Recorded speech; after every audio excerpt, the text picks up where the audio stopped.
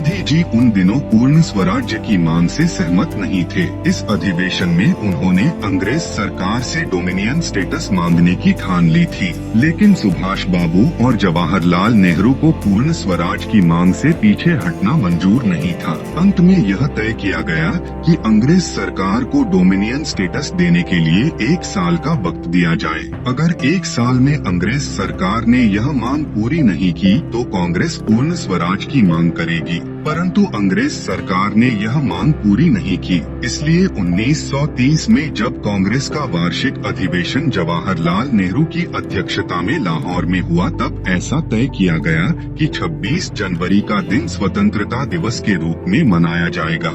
26 जनवरी 1931 को कोलकाता में राष्ट्र ध्वज फहराकर सुभाष एक विशाल मोर्चे का नेतृत्व कर रहे थे, तभी पुलिस ने उन पर लाठी चलाई और उन्हें घायल कर जेल भेज दिया। जब सुभाष जेल में थे तब गांधी जी ने अंग्रेज सरकार से समझौता किया और सब कैदियों को रिहा करवा दिया, लेकिन अंग्रेज सरकार ने भगत सिंह जैसे क्रांतिकारियों को रिहा करने से साफ इनकार कर दिया। भगत सिंह की फांसी माफ कराने के लिए गांधी जी ने सरकार से बात तो की, परंतु नरमी के साथ, ऐसा बताया जाता है, परंतु सत्य कुछ और ही है। सुभाष चाहते थे कि इस विषय पर गांधी जी अंग्रेज सरकार के साथ किया गया समझौता तोड़ दें, लेकिन गांधी जी अपनी ओर से दिया गया वचन तोड़ने को राजी नहीं थे।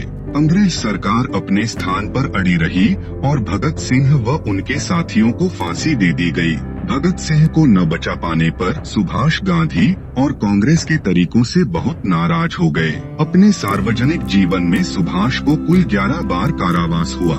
सबसे पहले उन्हें 16 जुलाई 1921 में 6 महीने का कारावास हुआ। 1925 में गोपीनाथ साहा नामक एक क्रांतिकारी कोलकाता के पुलिस अधीक्षक चार्ल्स टेगार्ट को मारना चाहता था। उसने गलती से अर्नेस्ट डे नामक एक व्यापारी को मार डाला। इसके लिए उसे फांसी की सजा दी गई। गोपीनाथ को फांसी होने के बाद सुभाष फूट फूट कर रोए। उन्होंने गोपीनाथ का शव मांगकर उसका अंतिम संस्कार किया। इससे अंग्रेज सरकार ने यह निष्कर्ष निकाला कि सुभाष ज्वलंत क्रांतिकारियों से न केवल संबंध ही रखते हैं, अपितु वे उन्हें उत्प्रेरित भी करते हैं। इसी बहाने अंग्रेज सरकार ने सुभाष को गिरफ्तार किया और बिना कोई मुकदमा चलाए उन्हें अनिश्चित काल के लिए म्यांमार के मांडले कारागृह में बंदी बनाकर भेज दिया। 5 नवंबर 1925 को देशबंधु चित्तरंजन दास कोलकाता में चल बसे। सुभाष ने उनकी मृत्यु की खबर मांडले कारागृह में रेडियो पर सुनी। मांडले कारागृह में रहते समय सुभाष की तबीयत बहुत खराब हो गई। उन्हें तपेदिक हो गया, परंतु अंग्रेज सरकार ने फिर भी उन्हें रिहा करने से इनकार कर दिया। सरकार ने उन्हें रिहा करने के लिए यह शर्त रखी कि वे इलाज के लिए यूरोप चले जाएं। लेकिन सरकार ने यह स्पष्ट नहीं किया कि इलाज के बाद वे भारत कब लौट सकते हैं, इसलिए सुभाष ने यह शर्त स्वीकार नहीं की। आखिर में परिस्थिति इतनी कठिन हो गई कि जेल अधिकारियों को यह लगने लगा कि शायद वे कारावास में ही न मर जाएं। अंग्रेज सरकार यह खतरा भी नहीं उठाना चाहती थी कि सुभाष की कारागृह में मृत्यु हो जाए, इसलिए सरकार ने उन्हें रिहा कर दिया। उसके बाद सुभाष इलाज के लिए डलहौजी चले गए। 1930 में सुभाष कारावास में ही थे कि चुनाव में उन्हें कोलकाता का महापौर चुना गया, इसलिए सरकार उन्हें रिहा करने पर मजबूर हो गई। 1932 में सुभाष को फिर से कारावास हुआ। इस बार उन्हें अल्मोड़ा जेल में रखा गया। अल्मोड़ा जेल में उनकी तबीयत फिर से खराब हो गई। चिकित्सकों की सलाह पर सुभाष इस बार इलाज के लिए यूरोप जाने को राजी हो गए। सन 1933 से लेकर 1936 तक सुभाष यूरोप में रहे। यूरोप में सुभाष ने अपनी सेहत का ख्याल रखते हुए अपना कार्य बदस्तूर जारी रखा। वहाँ वे इटली के नेता मुसोलिनी से मिले, जिन्होंने उन्हें भारत के स्वतंत्रता संग्राम में सहायता करने का वचन दिया। आयरलैंड के नेता डी वलेरा सुभाष के अच्छे दोस्त बन गए। जिन दिनों सुभाष यूरोप में थे, उन्हीं दिनों जवाहरलाल नेहरू की पत्नी कमला नेहरू का ऑस्ट्रिया में निधन हो गया। सुभाष ने वहां जाकर जवाहरलाल नेहरू को सांत्वना दी।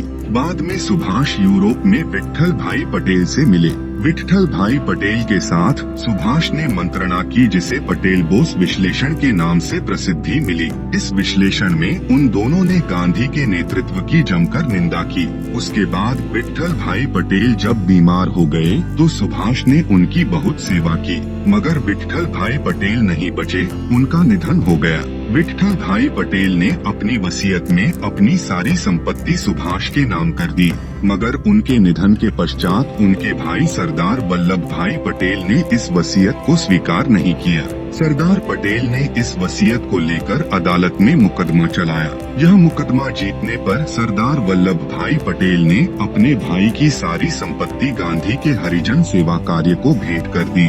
1934 में सुभाष को उनके पिता के मृत्युशैया पर होने की खबर मिली। खबर सुनते ही वे हवाई जहाज से कराची होते हुए कोलकाता लौटे। यद्यपि कराची में ही उन्हें पता चल गया था कि उनके पिता की मृत्यु हो चुकी है, फिर भी वे कोलकाता गए। कोलकाता पहुंचते ही अंग्रेज सरकार ने उन्हें गिरफ्तार कर लिया और कई दिन जेल में रखकर वापस यूरोप भेज दिया।